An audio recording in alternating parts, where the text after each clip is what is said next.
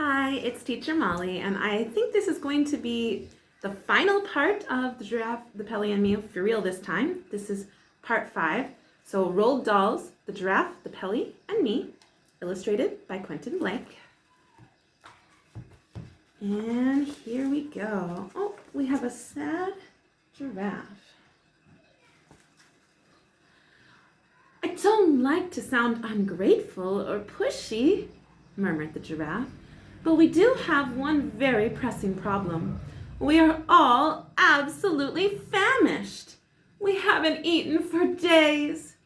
My dear Giraffe, cried the Duke, how very thoughtless of me. Food is no problem around here. I'm afraid it's not quite as easy as all that, said the giraffe. You see, I myself happen to be... Don't tell me, cried the Duke. I know it already. I am an expert on the animals of Africa. The moment I saw you, I knew you were no ordinary giraffe. You are of the geranious variety, are you not? You are absolutely right, Your Grace, said the giraffe. But the trouble with us is that we only eat... You don't have to tell me that either, cried the Duke. I know perfectly well a geranious giraffe can eat only one kind of food. Am I not right in thinking that the pink and purple flowers of the tinkle tinkle tree are your only diet? Yes, sighed the giraffe. And that's been my problem ever since I arrived on these shores. That is no problem at all here at Hampshire House, said the Duke. Look over there, my dear Giraffe, and you will see the only plantation of tinkle tinkle trees in the entire country. The giraffe looked. She gave a gasp of astonishment, and at first she was so overwhelmed she couldn't even speak. Great tears of joy began running down her cheeks. Help yourself, said the Duke. Eat all you want. Oh, my sainted souls, gasped the giraffe. Oh, my naked neck. I cannot believe what I am seeing.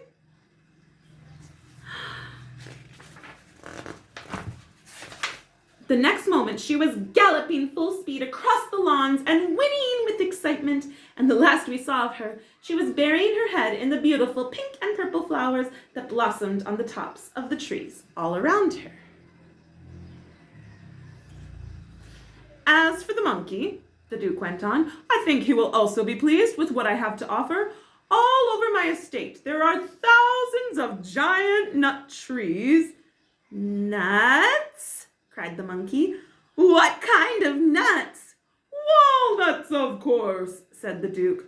Walnuts? Screamed the monkey. Not walnuts? You don't really mean walnuts? You're pulling my leg! You're joking! You can't be serious! I must have heard wrong. There's a walnut tree right over there, the Duke said, pointing.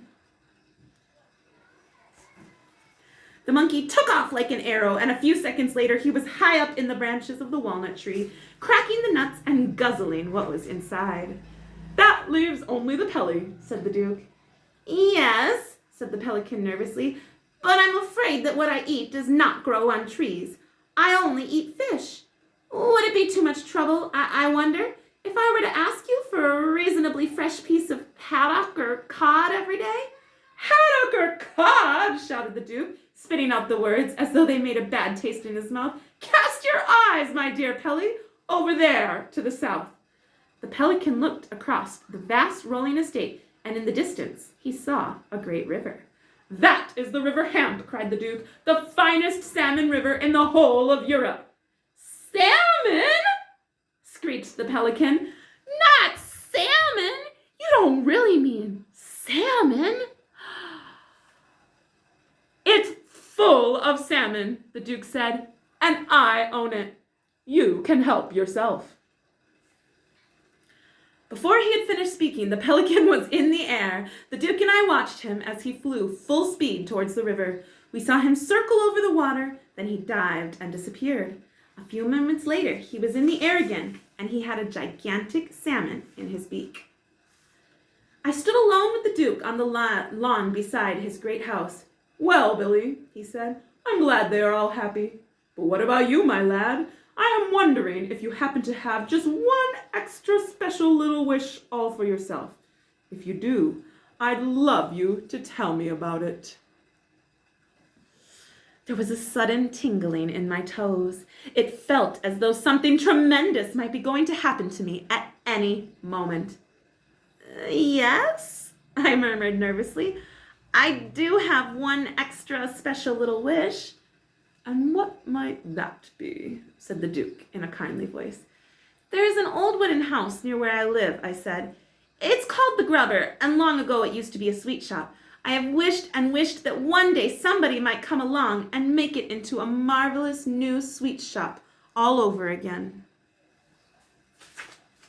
Somebody, cried the Duke. What do you mean, somebody? You and I will do it. We'll do it together. We'll make it into the most wonderful sweet shop in the world, and you, my boy, will own it. Whatever the old Duke got excited, his enormous mustache started to bristle and jump about.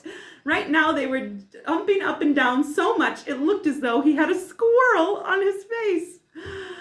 By gad, sir, he cried, waving his stick. I shall buy the place today. Then we'll all get to work and have the whole thing ready in no time. You just wait and see what sort of sweet shop we are going to make out of this Grubber place of yours. It was amazing how quickly things began to happen after that. There was no problem about buying the house because it was owned by the Giraffe and the Pelly and the Monkey, and they insisted upon giving it to the Duke for nothing. The builders and carpenters moved in and rebuilt the whole of the inside so that once again it had 3 floors.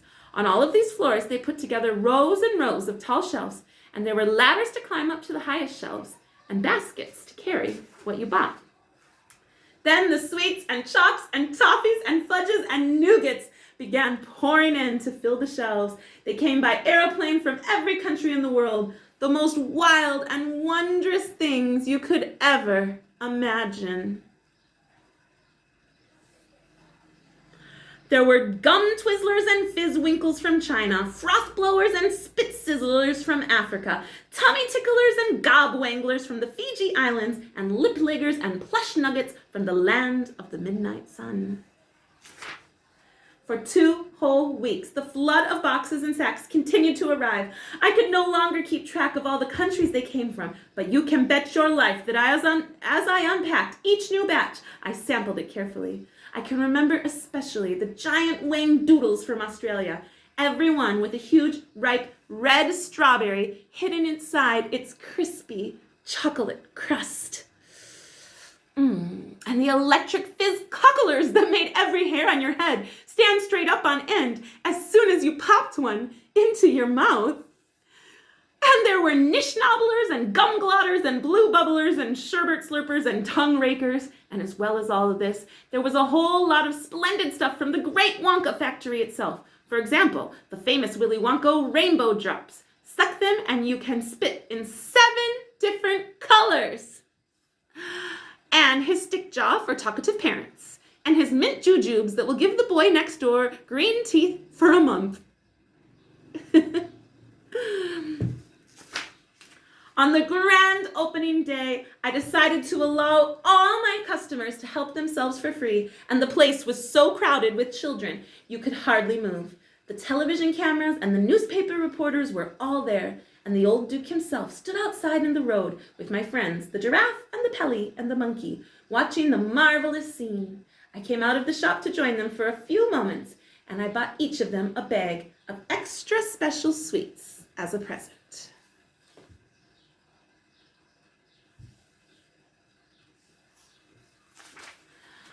To the Duke, because the weather was a little chilly, I gave some scarlet scorchdroppers that had been sent to me from Iceland. The label said that they were guaranteed to make the person who sucked them as warm as toast, even if he were standing stark naked at the North Pole in midwinter. The moment the Duke popped one into his mouth, thick smoke came gushing out of the old boy's nostrils in such quantities that I thought his mustaches were going to go up in flames. Terrific, he cried, hopping about. Tremendous stuff. I'll take a case of them home with me.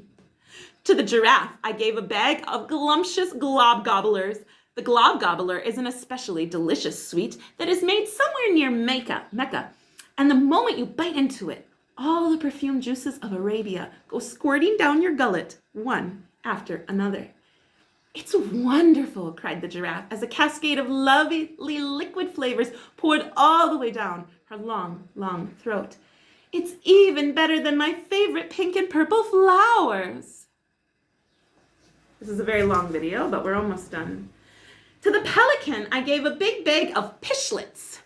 Pishlitz, as you probably know, are bought by children who are unable to whistle a tune as they walk along the street but long to do so. They had a splendid effect upon the pelican, for after he had put one of them into his beak and chewed it for a while, he suddenly started singing like a nightingale. This made him wildly excited because pelicans are not songbirds. No pelican had ever been known to whistle a tune before. To the monkey, I gave a bag of devil's drenchers. Those small, fiery black sweets that one is not allowed to sell to children under 4 years old. Well, when you have sucked a devil's drencher for a minute or so, you can set your breath alight and blow a huge column of fire 20 feet into the air. The Duke put a match to the monkey's breath and shouted, "Blow, monkey, blow!" A sheet of orange flame shot up as high as the roof of the Grubber house, and it was wonderful. "I've got to leave you now," I said. "I must go and look after my customers in the shop." "We must go too," said the giraffe. "We have 100 windows to clean before dark." I said goodbye to the Duke, and then one by one I said goodbye to the 3 best friends I had ever had. Suddenly, we all became very quiet and melancholy, and the monkey looked as though he was about to cry, and he sang me a little song of farewell. "We have tears in our eyes as we wave our goodbyes. We so loved being with you, we 3. So do please now and then come and see us again, the giraffe and the Pelly and me. All you do is to look at a page in this book, because that's where we always will be. No book ever ends when it's full of your friends, the giraffe and the Pelly and me." The end. That's all, folks. I hope you liked it. Sorry for the extra long video, but that's it. Remember to click like and subscribe if you want to hear more stories. Bye.